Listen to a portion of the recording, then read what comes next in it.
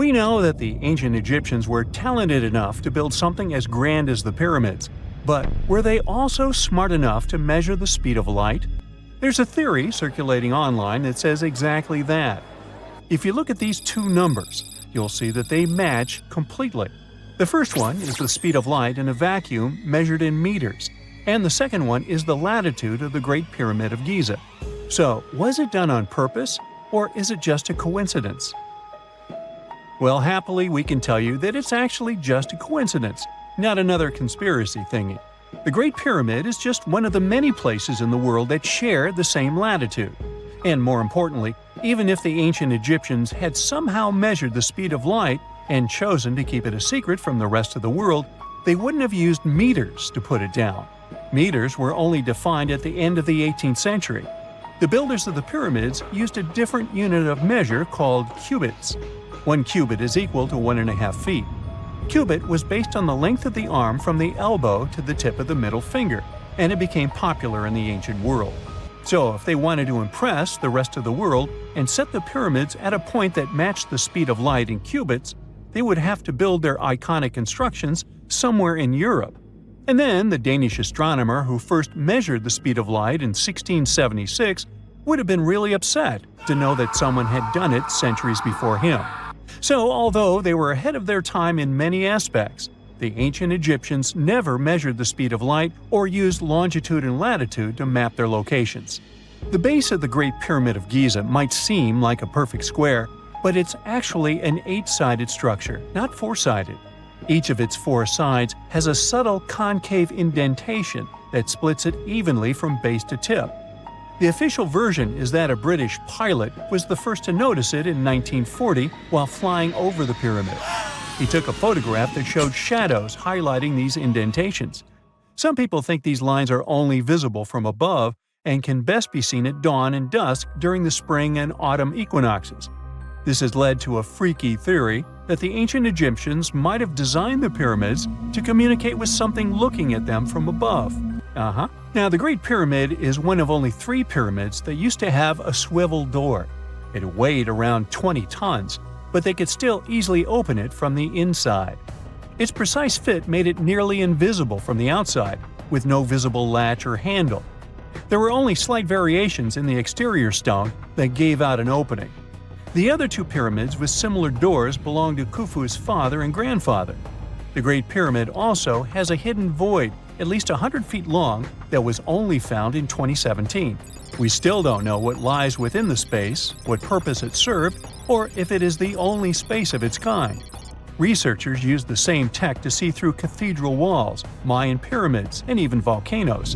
It depends on a natural shower of subatomic particles called muons. They pass more easily through empty space than through solid materials. So if they arrange multiple muon detectors around a structure, scientists can map out its solid and empty areas. A team of scientists placed muon detectors inside the Great Pyramid and allowed them to gather data for months. Scientists have analyzed samples of the mortar used to build the pyramids many times. Although we know its composition, modern technology still can't replicate it. The mortar is mostly made from processed gypsum, but it wasn't used like the cement we use for bricks today. Instead, they used it to support the joints between the massive stones as they were set in place. The estimated amount they needed to construct the Great Pyramid was around 500,000 tons of mortar. The gypsum mortar is stronger than the stones themselves and has held up for thousands of years. Now, all 4 sides of the Great Pyramid are aligned with the cardinal points – north, south, east, and west. According to geologist and engineer Glenn Dash, the alignment is accurate to within 4 minutes of arc, or 1/15 of a degree. The architects managed to achieve this without modern tools like drones, blueprints, or computers. Many researchers try to explain this construction miracle. Maybe they used the pole star or the sun's shadow. Dash recently proposed a new, simpler idea. The Egyptians might have used the autumnal equinox to align the pyramids. It happens twice a year when the Earth's equator passes through the center of the sun's disk, making day and night nearly equal in length. To test his theory, Dash conducted an experiment on the 22nd of September 2016, the first day of the fall equinox. He used a special rod the Egyptians had to cast a shadow and tracked its tip at regular intervals, forming a smooth curve. By connecting 2 points of the curve with a taut string, he created an almost perfect east-west line. Dash noted that on the equinox, the shadow's tip runs in a straight line, nearly perfectly east-west, and with a slight counterclockwise error. There's a similar error in the pyramids. Although his experiment was conducted in Connecticut, Dash believes that the same method would work in Egypt. All the ancient Egyptians needed was a clear, sunny day. They could determine the fall equinox by counting 91 days from the summer solstice. But they left us few clues, and no engineering documents or architectural plans have been found that explain their methods. So they might have mapped shadows, but it's not definite. Now, scientists have long wondered how heavy stone blocks were carried to the pyramid sites, and they might finally have an answer. A research team from the University of North Carolina, Wilmington, has discovered that 31 pyramids are likely to have been built along a long-lost ancient branch of the River Nile. It's now hidden under desert and farmland. For many years, archaeologists have thought that ancient Egyptians must have used a nearby waterway to transport materials, equipment, people, and whatever else they needed to build the pyramids on the river. But up until now, they weren't certain of the location, shape, size, or proximity of this waterway to the site of the pyramids. The group of researchers used radar satellite imagery, historical maps, geophysical surveys, and sediment coring to map the river branch. They believe it was buried by a major drought and sandstorms thousands of years ago. The team managed to go below the sand surface and get images of some hidden features thanks to radar technology. They found hidden rivers and ancient structures running at the foothills of where most of the ancient Egyptian pyramids lie. The discovery of this extinct river branch helps explain the high pyramid density between Giza and Lisht, in what is now an inhospitable area of the Sahara Desert. Now, Egypt isn't the only country with the most pyramids in the world. The champion's title here goes to its southern neighbor, Sudan. It has between 200 and 255 pyramids, compared to Egypt's measly 138. They were built by members of the Kingdom of Kush, an ancient civilization that ruled the lands along the Nile River many years ago. They started erecting pyramids around 500 years after the Egyptians had stopped doing it.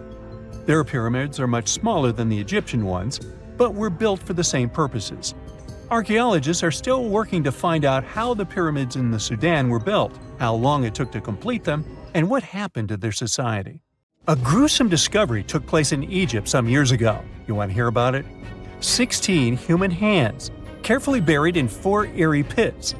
They didn't look too much like human hands at first, since they were abnormally large, but they were. Weirdly, there were only right hands. No left hands were in sight. It turned out that it points to the practice of an ancient dark ritual.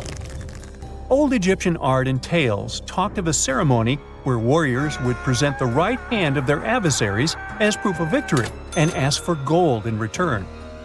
Egyptians believed in the afterlife, so cutting off someone's hand meant you cut off their power eternally. Guaranteeing this type of defeat was interesting to the winning party. Here, the fight was between Egyptians versus Hyksos, who lived in what was once known as Canaan. Egypt has always been the center of some history-changing findings, and some time ago, this papyrus was found. If we stretched it open, it would be just a tad bigger than the height of a skyscraper. The world's tiniest skyscraper, which is located in Wichita Falls, Texas. When humans didn't write on their notes app, they wrote on this thing, made from the medulla of a papyrus plant. Around 2,000 years ago, ancient Egyptians wrote something reminiscent of a book where they describe most of their funerary traditions and their visions of the afterlife. It's considered one of the most important texts from ancient Egypt and is still sold in bookstores to this day. This ancient manuscript was unearthed from a chamber located just south of the Pyramid of Djoser, located in Saqqara. Oh yes, Djoser is the oldest pyramid in Egypt and not the Giza pyramids like most people think. So recently, the site of Saqqara buzzed with excited archaeologists who probably found one of Egypt's oldest complete mummies. They believe that this beautiful and well-preserved mummy was that of a wealthy man. He was discovered in a deep shaft, covered in layers of gold leaves. There are many symbols that show he was an important and wealthy man, like the band he wore on his head, the bracelet on his chest, and the fact that he was embalmed with a tunic, which was reserved for Egypt's finest. The most exciting part of the entire discovery was finding the resting place sealed with mortar, just as the ancient Egyptians had left it 4,300 years ago. Now this may sound weird, but back in 2008, archaeologists discovered a missing pyramid.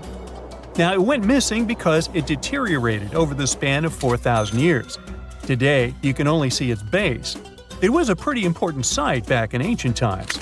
It is said that around the area of the pyramid, the ancients hosted a special type of ceremony where high priests would carry mummified remains of sacred bulls. Now here's a fun fact. Ancient Egyptians believed that Apis bulls were earthly incarnations of the city deity of Memphis and was connected to rites of fertility. It wasn't just any Apis bull, though. They needed to be all black, with a single white mark between its horns and a bunch of very specific characteristics. They were selected by the local priests and honored until they passed away. After that, they were mummified and buried in underground galleries. Meanwhile, this missing pyramid sort of disappeared around the 1800s. It was a German archaeologist who first found it in the village of Saqqara. He called it the Headless Pyramid when he first found it. But then, years after the official discovery, the desert sand came along and covered the whole thing. There were some excavations between the 19th and 20th centuries, but they weren't too systematic. That's why scientists were so thrilled when they dug an entire pyramid's base after removing the 25-foot mound of sand that was covering it. Oh, and it turns out American archaeologists are excavating a cemetery in Egypt that could contain over 1 million mummified bodies. So far, archaeologists have dug around 1,700 mummies. One of the main differences from other classic Egyptian mummies is that these people weren't kings and pharaohs. They were commoners that most likely lived about 1,500 years ago, when Egypt was controlled by the Roman and Byzantine empires. The name of the cemetery is cool, though, the Way of the Water Buffalo, just in case you want to check it out on your next trip. Other than bulls and buffaloes, ancient Egyptians also liked baboons. Are you seeing a pattern here? In the beginning of the 20th century, archaeologists discovered a site filled with mummified baboons in a place called, guess what? The Valley of Monkeys. An animal wouldn't have been mummified if it wasn't considered important. Certain animals were more important than others, since they were linked to specific deities. Jackals were connected to Anubis, the ancient god of the afterlife, and cats were likened to the female deity Bastet. Baboons were a pretty big deal, since they were believed to be connected to Thoth, the deity of wisdom and advisor to Ra, one of Egypt's supreme deities. The archaeologists who studied these animals weren't too happy.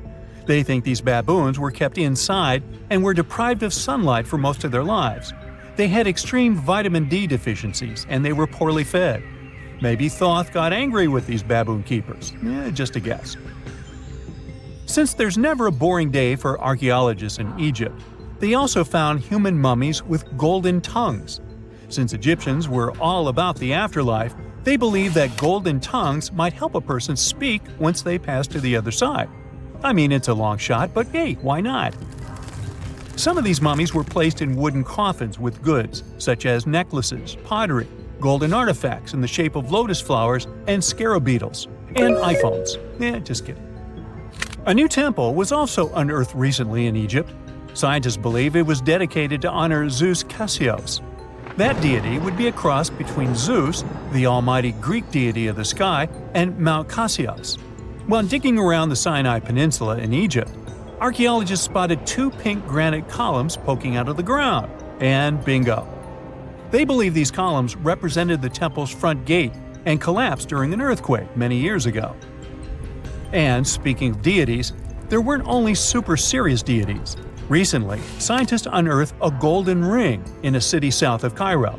No, Frodo, it's not magical. It was a normal gold ring, but it had the depiction of the deity of fun, officially named Bes. This deity is often described in sacred texts as a happy chubby dwarf. Today, many tattoos we get are sorta deprived of any sense and are made of aesthetic purposes only. In ancient Egypt, though, Women would get tattoos as a token of protection for childbirth. That's what scientists think, at least. Around the Nile region, scientists found some mummies that had well-preserved tattoos, which is a rarity since the skin deteriorates so easily. 2 of these women tattooed their lower backs, and the drawings were simple. They were mostly pictures, including that same chubby dwarf we just talked about, Bess. He also had a side hustle as the protector of women during childbirth. Now, would you believe me if I told you ancient Egyptians invented robots? No? Well, that's because that's not entirely true. Sure, they were astronomers, mathematicians, and engineers, and somehow they also squeezed an eccentric invention into that package – an automated deity some scientists called Hathor. This wooden statue had been in the Metropolitan Museum of Art for years before someone noticed its secret. With the help of an X-ray machine, specialists discovered a mechanical operating system inside it. The pulley-like axis goes from the statue's shoulder to her left leg.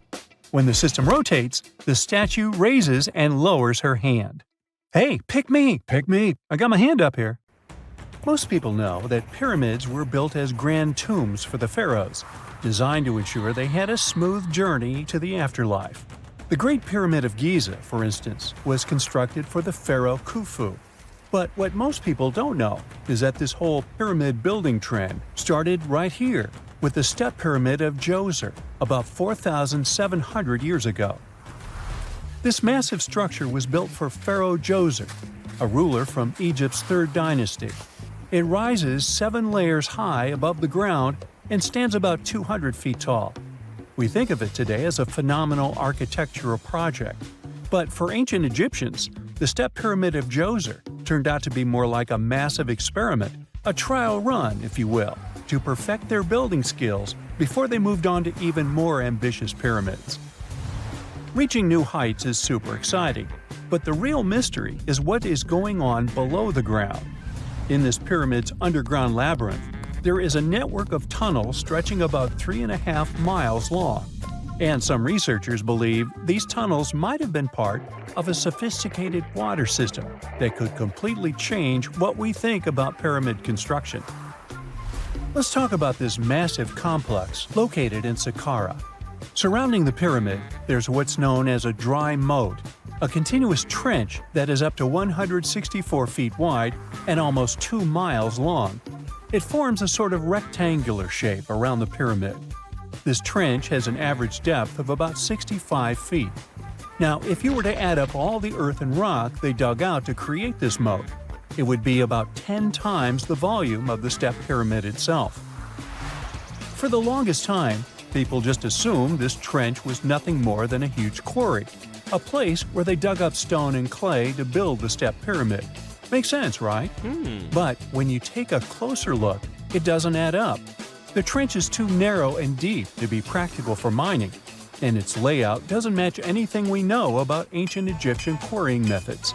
Plus, some sections of the trench are actually covered with a rocky ceiling, which would have made it nearly impossible to use as a quarry. Another theory suggests that the dry moat had some kind of spiritual significance. Maybe it was a sacred place, where souls of nobles gathered to serve the late king in the afterlife. There are even niches in the walls that work as a hint at this spiritual function. But most researchers believe that this purpose likely developed much later, long after the complex was built for Djoser. So what was the moat really designed for? In 2020, a researcher came up with a pretty intriguing idea. It is possible that this trench was actually designed to collect and manage water, especially after heavy rainfalls. Now, that makes sense when you consider the location. The moat sits in an area that could easily have been flooded by runoff water from nearby plains. This could also explain why the trench wasn't used for new graves until much later when the climate became drier and less prone to flooding. The story becomes even more intriguing, as this trench appears to be part of a larger, more complex hydraulic system within the Djoser complex.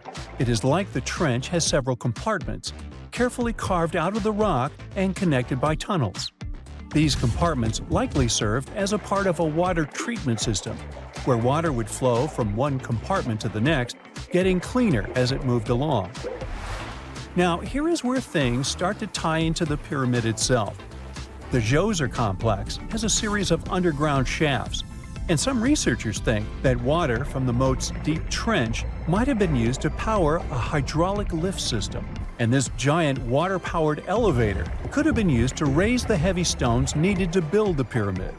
It worked like a volcano, but instead of lava, water did the heavy lifting.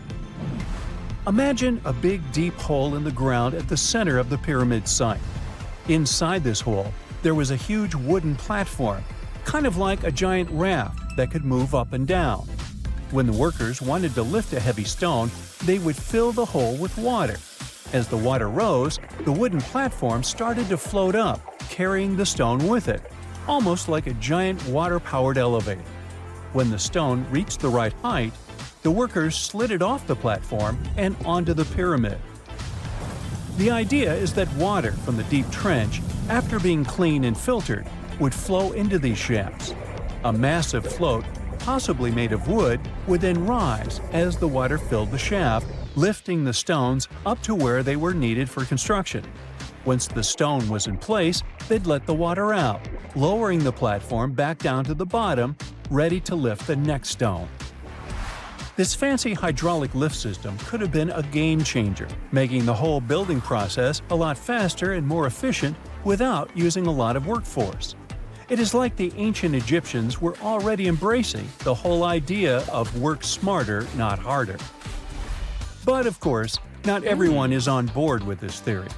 Some experts argue that the area where the step pyramid of Djoser was built couldn't have held enough water from occasional rains to maintain such a fancy hydraulic system.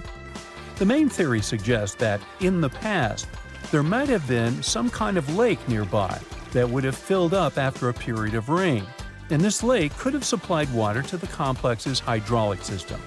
But there is no mention of such a lake in any ancient Egyptian writings, so it might be more of a what-if situation than a reality. And then there's the issue of the hard work itself. Remember when I said this method could have allowed the ancient builders to raise stones with far less effort? Well, that might not be entirely true.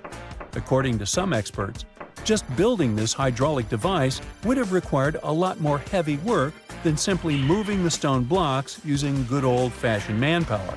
And let's not forget, the step pyramid of Djoser is like a baby pyramid compared to those that came later.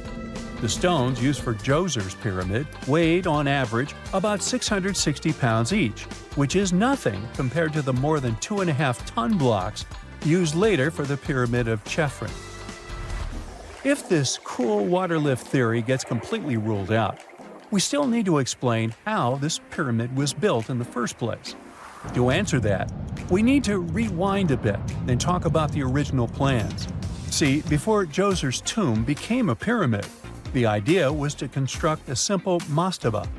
This type of tomb was pretty common in earlier periods, a flat-roofed, rectangular structure with sloping sides. But after the original mastaba was finished, they decided to expand it a bit by adding more layers on top.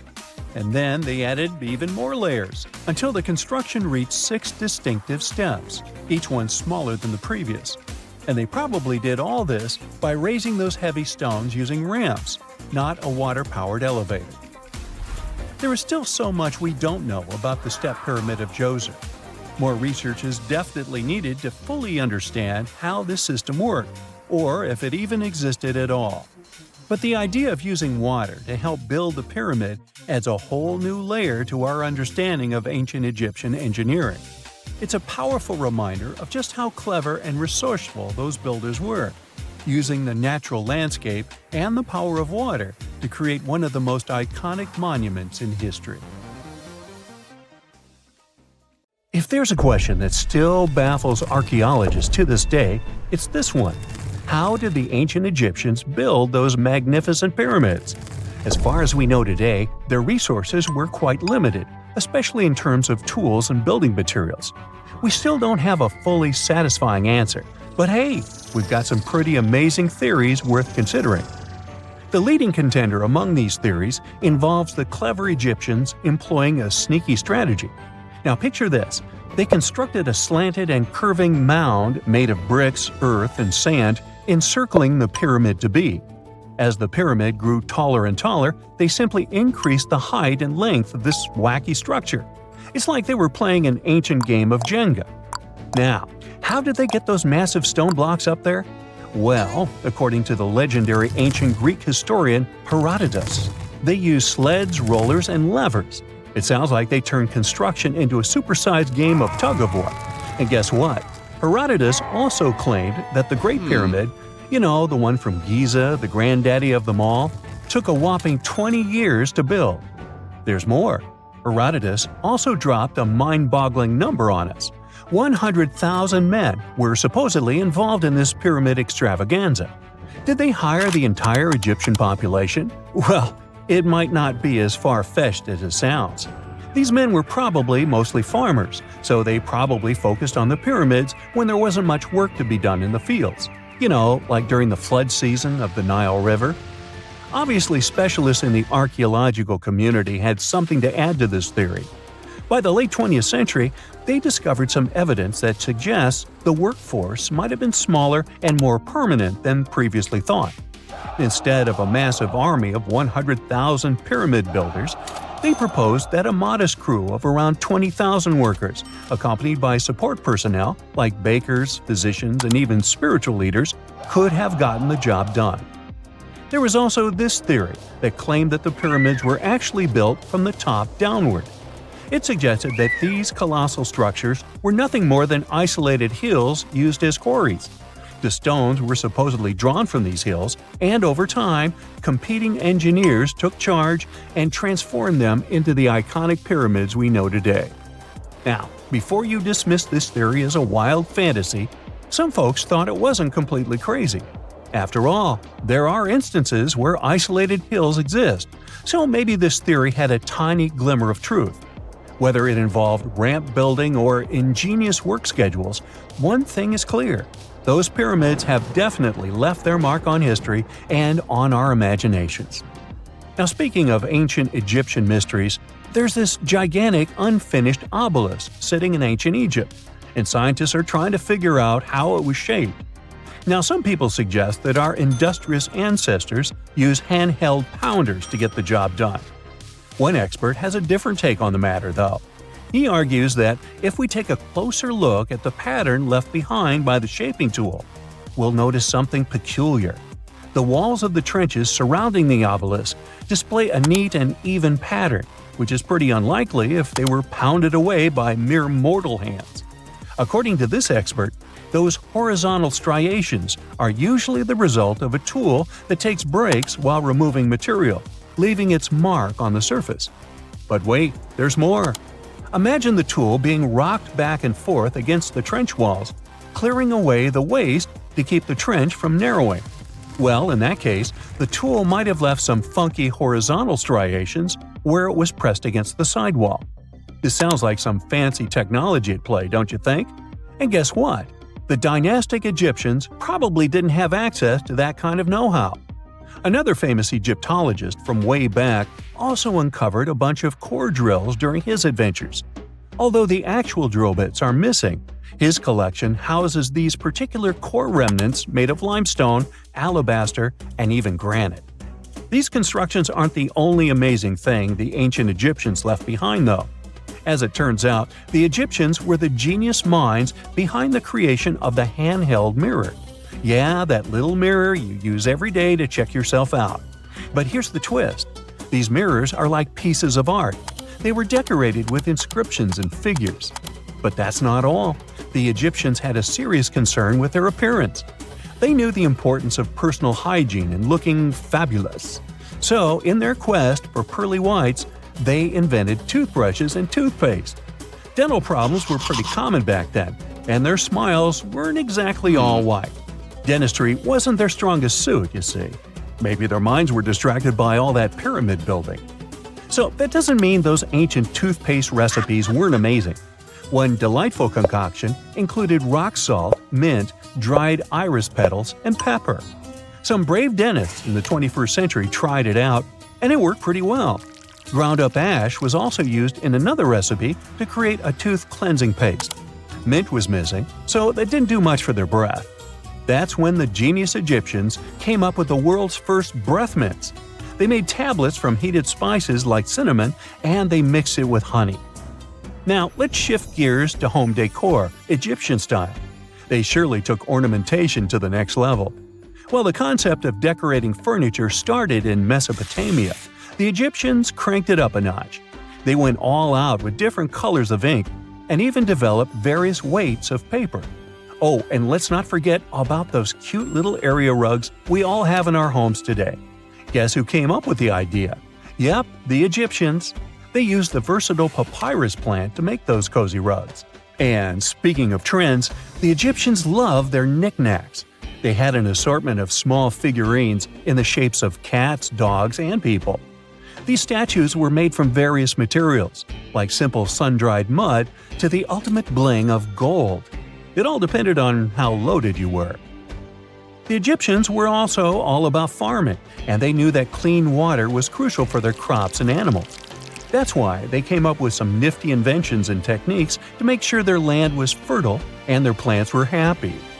First off, they had the genius idea of using ox-drawn plows. They had two types of plows, heavy and light. The heavy plow would strut its stuff, cutting deep furrows in the soil, while the lighter plow followed behind, fluffing up the earth. But they didn't stop there. After plowing, the Egyptians would break up clumps of soil and sow the rows with seeds. To give those seeds a good old squish into the furrows, they'd march their livestock across the field, effectively closing up the furrows. But hey, all that hard work would be pointless if their seeds were as dry as the Sahara. That's where irrigation comes into play. The Egyptians were so good at it that other cultures, like the Greeks and Romans, couldn't help but copy their techniques. Now let's switch gears and talk about the marvelous architecture of ancient Egypt. These folks weren't just skilled farmers, they were also architectural maestros. They built these fancy canals to carry water to farms and villages, and boy, did they know how to make those canals look pretty. Just imagine strolling along a canal lined with ornate structures. The pharaoh Ramesses the Great was quite the overachiever when it came to construction. One of his mind-blowing creations was the construction located at Abu Simbel. This building was designed so that twice a year, the sun would shine directly into it and illuminate the statues of Ramesses. And let's not forget about the corbelled arch. Without this architectural gem, we'd be missing out on some mind-boggling structures like the Great Pyramid. The Egyptians knew how to make things stand tall and proud, thanks to their engineering and construction wizardry. They built grand halls and inner sanctums that make your jaw drop. And some of these temples doubled as astronomical observatories. In 1850, French scientist Auguste Mariette went to Egypt looking for manuscripts, but accidentally found a head of a sphinx sticking out of the dunes. He cleared the sand and figured out the sphinx was guiding the entrance to some underground construction. Several months later, he finally entered the Serapeum of Saqqara.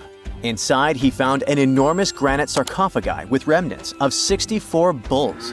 Scientists are still amazed by the tech that the ancient Egyptians used to transport those enormous boxes. The Serapeum was built around the year 3000 before the Common Era. It was an underground tomb built to honor the sacred Apis bulls of ancient Egypt. It had a long hallway, almost 500 feet long, with giant stone rooms on both sides. Some of the sarcophagi weighed as much as 50 average cars, and all of them were made with super precision with exact 90-degree angles. These sarcophagi were beautifully decorated with hieroglyphs and carvings that told stories about the lives and importance of the Apis bulls. Now, there are 24 sarcophagi left. In ancient Egypt, Apis bulls were very special animals connected to the deity Ptah. They thought the bulls carried Ptah's spirit and wisdom, helped the pharaoh, and protected the Egyptians. Priests looked for special markings on young bulls to find Apis bulls. It could be a white triangle on its forehead, which symbolized divine light, a shape on its back like a vulture's wing, and a scarab shape under its tongue, which stood for rebirth. If a bull had these signs, they believed it was chosen by Ptah and treated it like royalty. The chosen bulls lived in a special temple in Memphis, the city where they worshipped Ptah. They received the best care and offerings from visitors who wanted their blessings.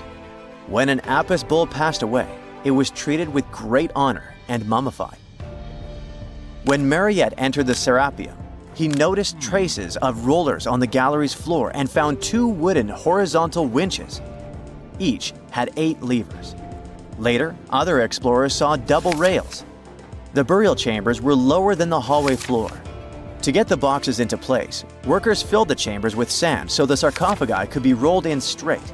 Then they slowly removed the sand to gently lower the boxes into perfectly cut spaces in the bedrock.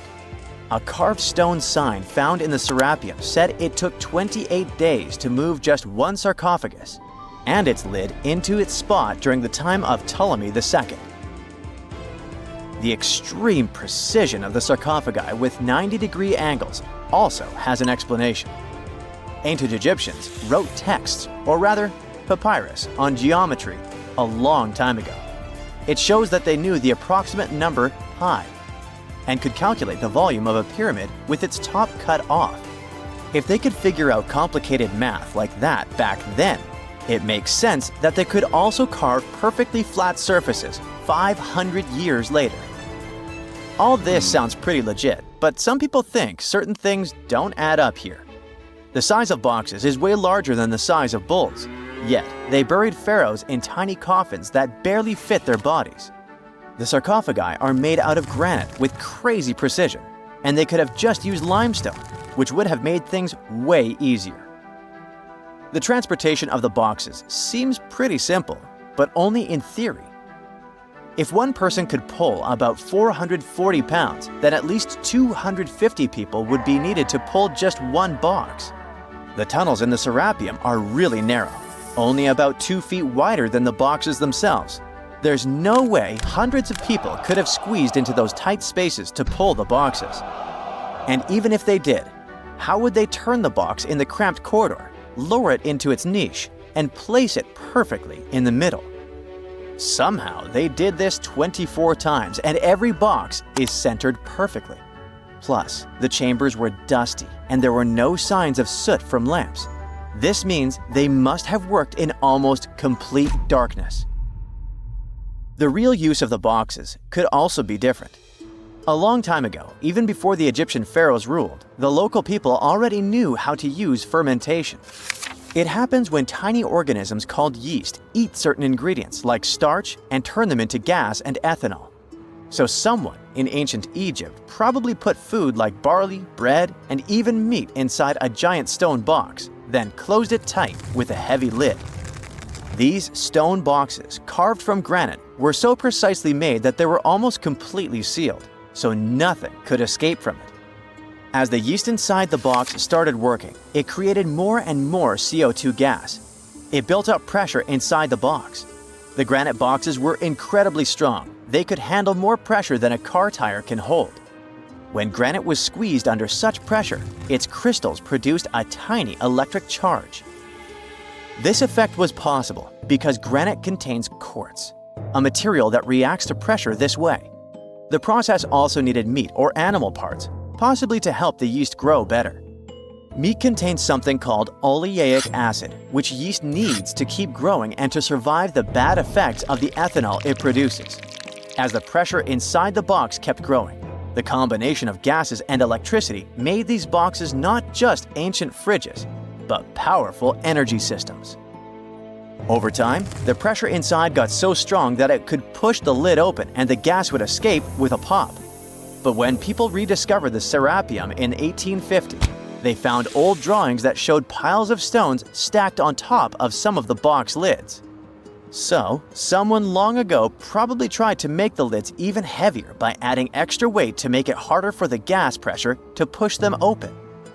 This extra weight also meant the quartz crystals in the granite could keep creating more electricity under all that pressure.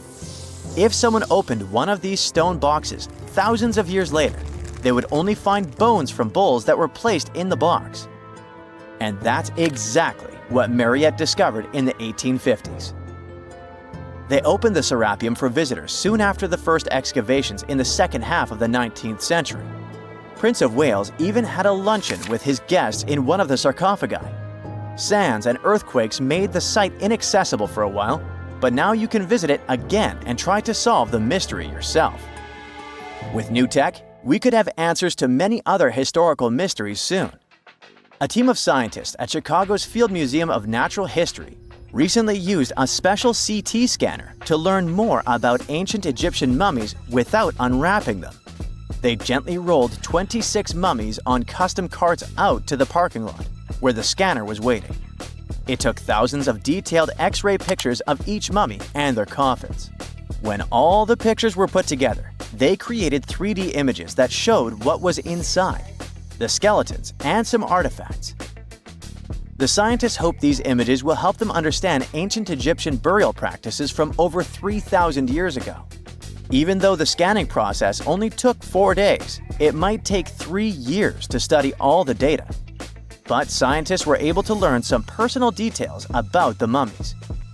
One of the most popular mummified individuals at the museum, Lady Chineta, was a woman who lived in ancient Egypt about 3,000 years ago. It looks like she passed away in her late 30s or early 40s. To make sure her body looked complete for the afterlife, embalmers put stuffing in her neck to keep it from collapsing. They also placed artificial eyes in her sockets, so she would have eyes in the next world. She was wrapped in fancy linen and placed in a beautifully decorated coffin. The scans revealed that it had been carefully crafted with a slit at the back, which embalmers used to fit the body. There were also some artistic details on the surface, like markings for her knees. It looks like her burial was on the scale of a high-end luxury car. Secant cosine tangent sine 3.14159. Yeah, that was the cheer we heard coming from the trigonometry club back in the day. For the rest of us in math class, terms such as sine, tangent, and pi were just bewildering. Who invented these and why? Was their only purpose to make it harder for students? Well, not quite. Trigonometry was invented by the ancient Egyptians. They needed this knowledge to construct pyramids, and they did a pretty good job too. The Great Pyramid in Giza still stands today, some 4,500 years after it was built. No recalls either. So let's get out of that classroom and on a journey through time to reveal the secrets behind the ancient Egyptians' precision. Here you are, standing on the Great Pyramid's construction site, some 9 miles from Cairo. Well, the city still isn't there, as you're surrounded only by the desert and teams of construction workers. They're transporting large stone blocks weighing 2.5 tons each. They're inside a wooden sled that sits on large rollers. A crew of 8 men rolls these blocks along the ground. You immediately think of the rollers on a supermarket cash register. The principle is exactly the same, but the scale is greater, much greater. Scientists estimate that the Egyptians used 2.3 million such blocks in the Great Pyramid alone. And the block in front of you is one of the lighter ones. The heaviest of them weighed up to 15 tons. But where did all these blocks come from? Most of them originated from quarries around Giza. It's not that impressive, you think, but wait until you hear how ancient engineers transported the granite used in construction over 500 miles to the pyramid. There were no railways or highways back then, but the mighty Nile was always there. Researchers even believe that the Egyptians dug a canal to connect the Nile directly to the pyramid's construction site. All they had to do then was to wait for the flood season to begin, and voila! The rising water levels floated the heavy stone blocks for them. But how did they lift the enormous stones on dry land to stack them up to the top? Did they use oversized cranes? Well, ancient Egyptians worked around this problem, literally speaking. One of the workers is now pointing to the giant ramp going around the pyramid they're building. This is how a mountain road zigzags its way to the top. If the ramp went directly to the top of the pyramid, then workers couldn't pull the stone blocks along it. It would be too steep. Scientists have calculated that 8% could be the maximum incline. So ancient Egyptians just extended the ramp around the pyramid. Again, these are all theories, as the ramp could have been inside the pyramid, as some researchers suggest. The exact building method is still a mystery, guarded by the Sphinx. That's its real name, right?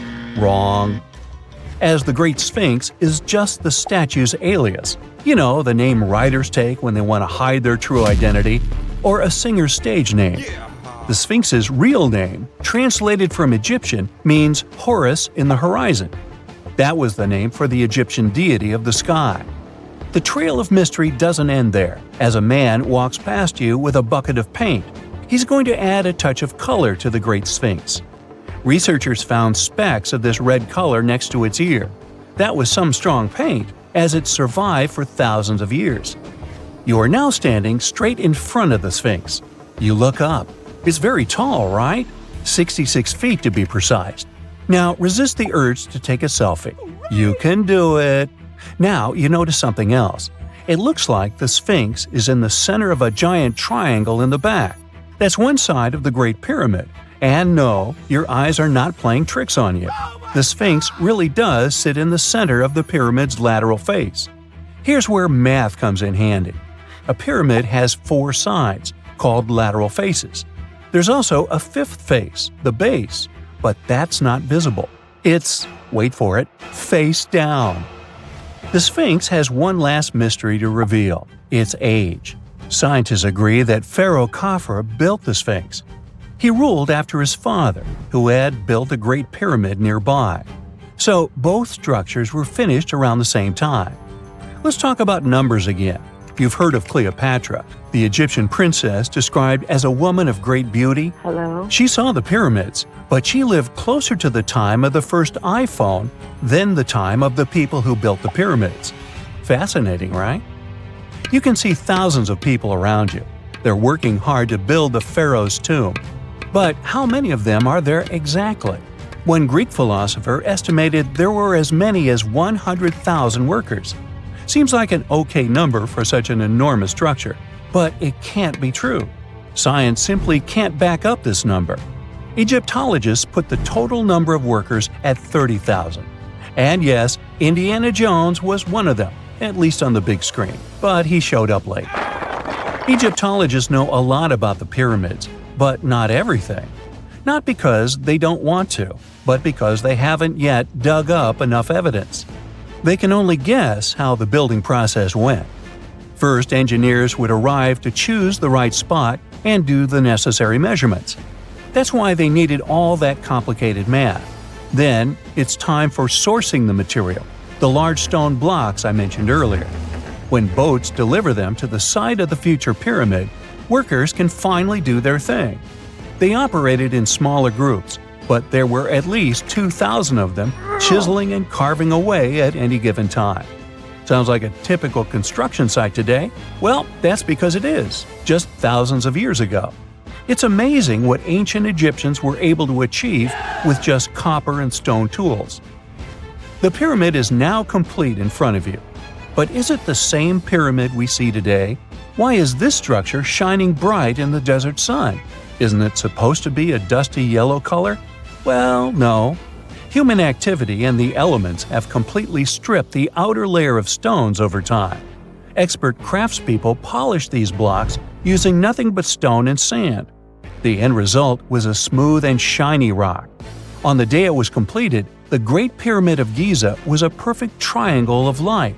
Its polished sides acted like giant mirrors, reflecting the powerful Egyptian sun. This is the point where you should put your glasses on, and that shiny thing you see at the pyramid's very top is actually gold. The capstone at the top of the pyramid is called a pyramidion. It was covered in sheets of gold. As you can guess, these were the first stones to disappear. Let's make another stop before we get you back to your classroom. We travel to the British Isles, and no, Stonehenge isn't our destination. It is Newgrange in County Meath. Scientists estimate that the ancient peoples of Ireland built this stone monument around the year 3200 BCE. This makes it older than both Stonehenge and the Great Pyramid in Giza. The function of the circular mound in Newgrange is the same as the one of the Great Pyramid and equally mysterious. The estimated amount of loose stone present in the valley is over 220,000 tons. And it's not just randomly thrown on a pile. The order in which the stones are set makes the structure water-resistant. That would explain how Newgrange had survived for so long. Kinda makes you want to splash out the cash for that waterproof phone case, huh? Well, you're back in your school desk, but today's math lecture is the last thing on your mind. You're thinking about how great the Egyptian pyramids are, and if we have something similar today. It turns out modern engineers are just as impressed with the Great Pyramid as you are. There's a glass pyramid sitting in the main courtyard of the famous Louvre Museum in Paris. The panorama of San Francisco wouldn't be complete without the 48-story Transamerica Pyramid. But Las Vegas went the furthest. There we find the Luxor Hotel. It's so big that it's the third largest pyramid on the planet. And guess what's in front of it? Yup, a replica of the Sphinx. It's 110 feet tall, 2 stories higher than the one in Giza. Yeah, everything's bigger in Vegas. Hey, I bet you didn't know that trees used to grow in the middle of Egypt's barren, sun-roasted Sinai desert. It's true. If you can't picture it, I don't blame you. But archaeologists have recently stumbled upon a tree-lined boulevard. Yep, an actual green avenue leading to a massive ancient fortress. No, this isn't some mirage or an overactive imagination, although I do have one. But it's turning our ideas of ancient Egyptian desert life upside down. Let's rewind a bit. The site in question is called Tel Abu Saifi, located in the northern part of the Sinai Peninsula. For a long time, it was known as a dusty archaeological footnote, the home of ruins from the Ptolemaic and Roman periods. You know, the era after Alexander the Great swaggered through Egypt and the Roman Empire called dibs. But recently, Egypt's Ministry of Tourism and Antiquities decided to give it a fresh dig. And what they found out turned to be more than just a forgotten outpost. We're talking about a full-on military fortress with defensive trenches, paved roads, lime kilns, barracks for soldiers, and even room for their families.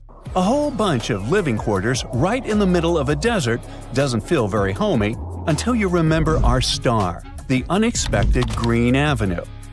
This road was over 300 feet long and 36 feet wide, as long as an American football field, paved with limestone slabs and lined with more than 500 clay planting pits. These weren't for show, they held actual trees, creating a shaded tree-line entrance straight to the fortress. Imagine walking through that, the sun blazing overhead, and suddenly, blessed shade. Ooh. Now, that's not just a grand entrance, that's an ancient red carpet, or maybe a green one. But this wasn't about curb appeal. The existence of hundreds of trees in a desert landscape over 2,000 years ago tells us something big. You see, the Ptolemaic Egyptians weren't simply good at building monuments, they were also masters of water management. In a place where rainfall is rarer than a selfie with a pharaoh, they somehow found a way to grow rows of trees. Now, let that sink in. To irrigate that many trees in a desert, they must have had a sophisticated irrigation or water transport system, something capable of moving and distributing water efficiently in this harsh climate. Maybe they channeled groundwater, or maybe they captured seasonal rain, or maybe ancient sprinkler systems. Okay, maybe not that fancy. But still, it's clear they were ahead of their time. Here's the thing, we already know the Egyptians mastered water control. They harnessed the Nile with ditches and canals to feed distant fields. So irrigation wasn't exactly a mystery to them. They had the skills and the knowledge. And sure, scientists still debate what the Sinai climate was like 2,000 years ago. But many believe it may have once been greener. After all, take one look at those dramatic mountains and rocky landscapes, shaped and sculpted as if by brute force of ancient rivers. And it's hard not to think that water once played a bigger role out there.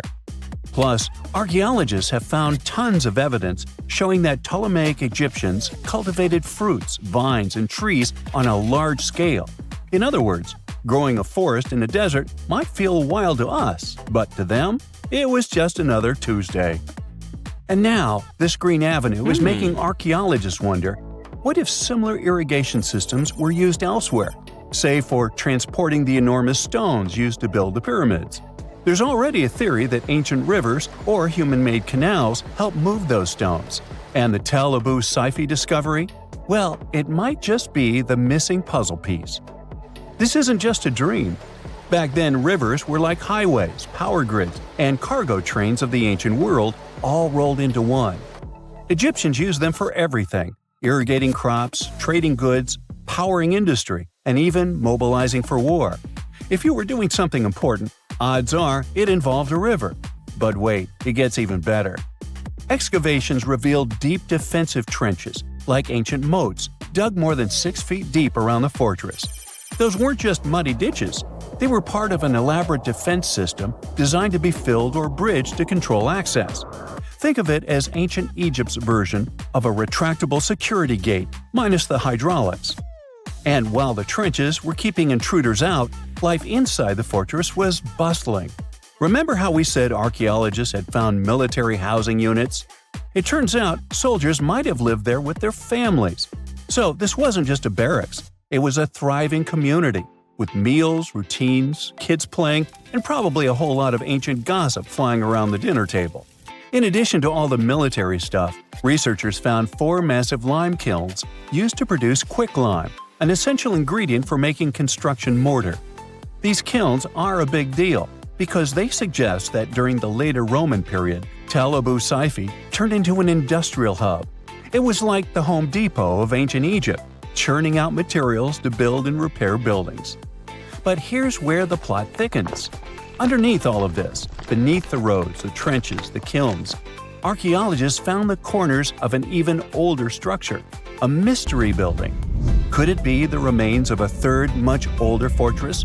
Or an ancient cemetery or lost city? Nobody knows yet, but one thing's clear: this story isn't over.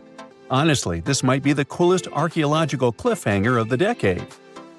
So, what does this all mean? Well, for starters, it challenges everything we assumed about desert life in ancient Egypt. For the longest time, deserts were thought of as natural barriers, dry, deadly, and empty. But this find suggests that the desert might have once been green and full of life, not because the climate was dramatically different, but because the Egyptians were incredibly good at bending the environment to their will. They didn't just survive in the desert, they transformed it. It also adds fuel to the fire in the age-old debate about ancient Egyptian tech.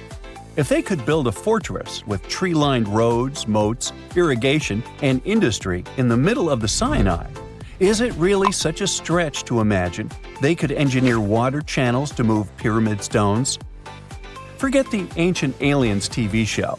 Sure, it's entertaining, I'll give you that, but it makes us forget something crucial. Those people were brilliant. A lot of what we call modern technology is recycled ancient ingenuity. And who knows how much knowledge we've lost over time. Meanwhile, the dig continues.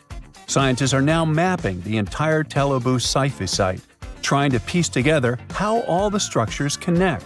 Some want to analyze soil samples to find traces of old tree roots and maybe even figure out what kinds of trees once grew there. Imagine if they were date palms. We might be looking at the world's oldest snack lane. You already know that the implications of the discoveries don't stop with history books, right? This kind of discovery has modern relevance too.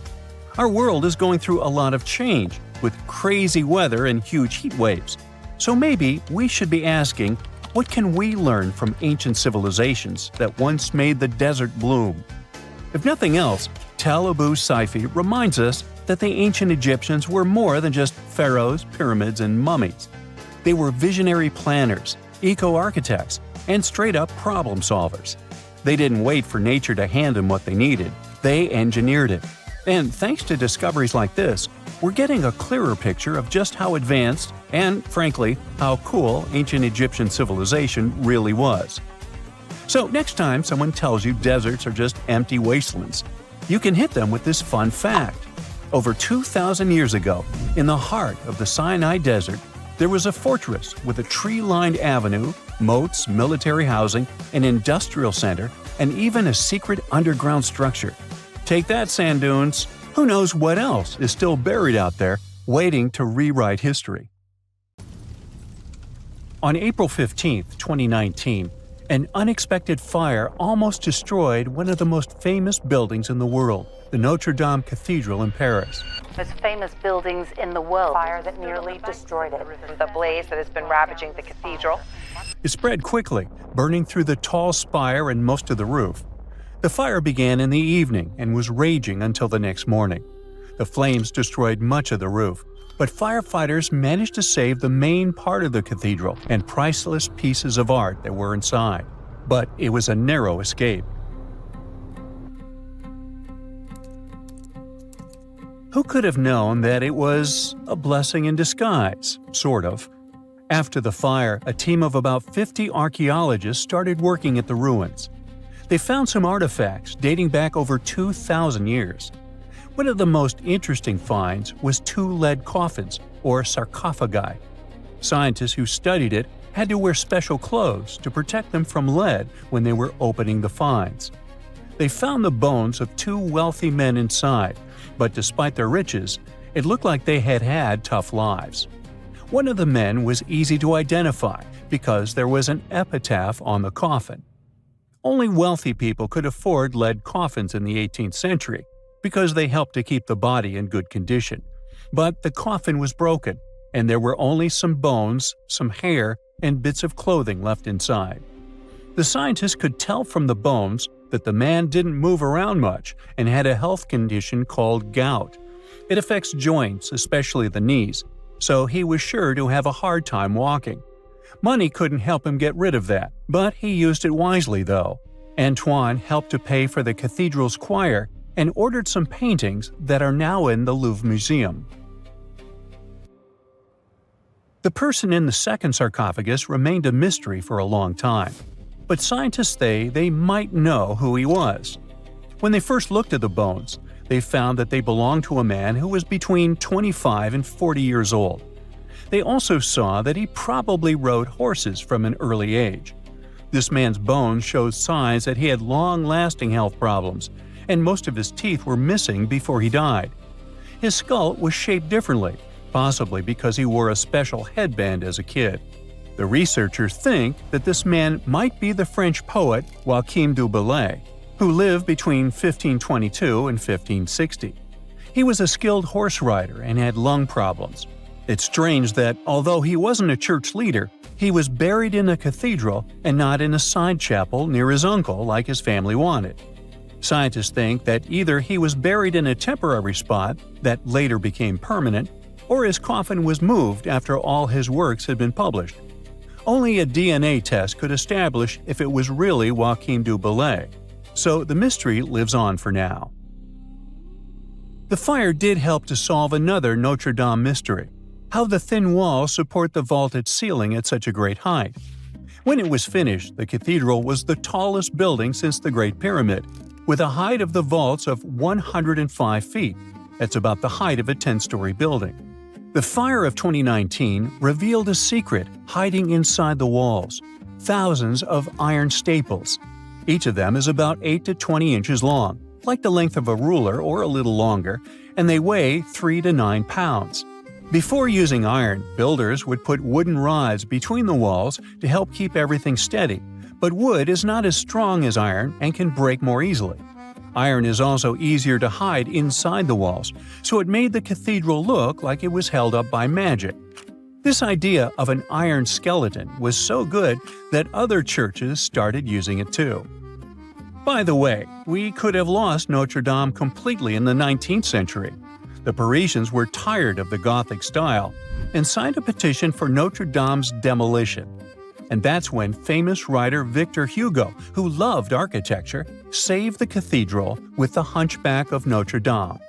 The novel became a hit, and people learned to appreciate the beautiful medieval construction all over again, and it was refurbished. A team of craftspeople fixed the existing features and added new elements, including a spire weighing 750 tons, copper statues, and the 56 Chimera.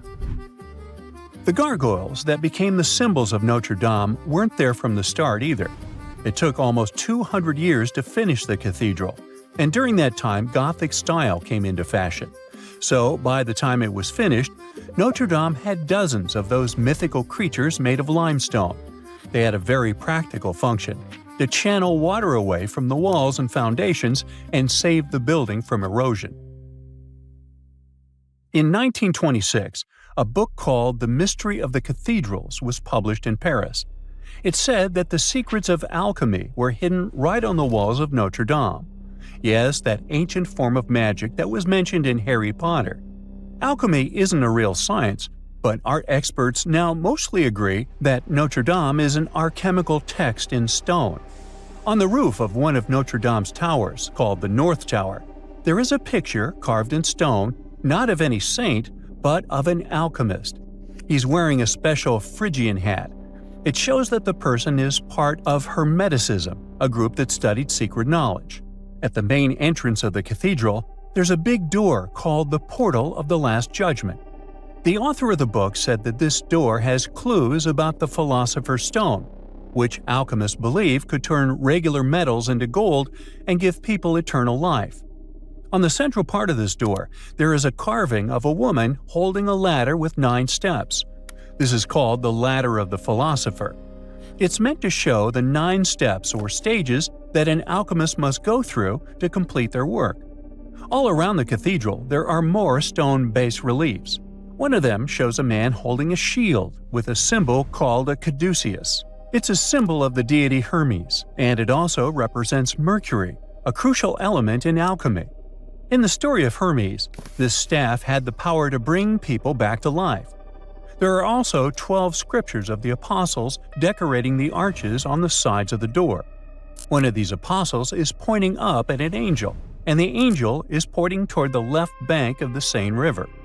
Some people think that this might be a clue about where the Philosopher's Stone is hidden. An eagle carved on the same portal is also pointing in the same direction as the angel. The eagle also represents the power to change regular metal into gold. The main doors of Notre Dame are covered in iron designs that look complicated to make even now.